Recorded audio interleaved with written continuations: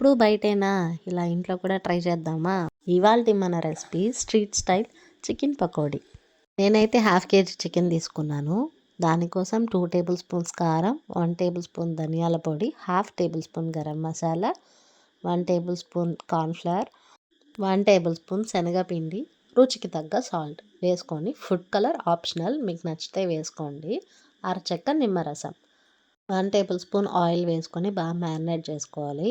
ఫ్రిడ్జ్లో అయితే half an hour, బయట అయితే 1 అవర్. నేనైతే పచ్చిమిర్చి కరివేపాకు వేసాను అరోమా కోసం.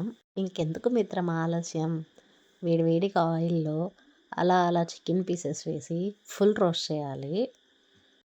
చికెన్ బాగా కుక్ అయ్యాక ప్లేట్లోకి తీసేసుకోవాలి. చికెన్ ఒక 20 మినిట్స్లో కుక్ అయిపోతుంది.